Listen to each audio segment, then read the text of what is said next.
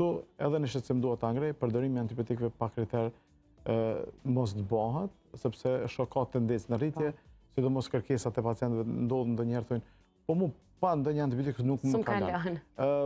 Nuk mendoj që është e drejtën e pacientit, du të vendos mjeku në bazë të anamnezës, simptomat cilat prezentohen, dhanave cilat i fiton ai dhe ai vendos a duhet me dhënë antibiotik apo jo, te infeksionet e sinosëve. Te kjo pjesa e infeksioneve dhe përkatësimit edhe përsëritjes, a mund ndikojnë diçka dhe stili jetës ose ushqimit, për shembull, a thuhet që sheqeri, për shembull, ose qumshti?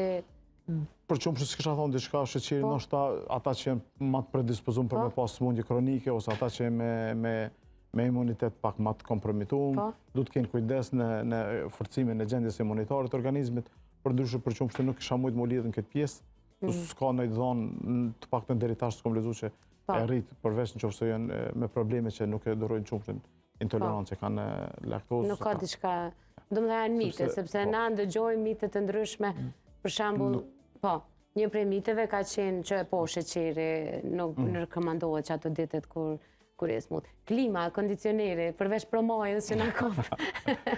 A na shkakton edhe sinusit.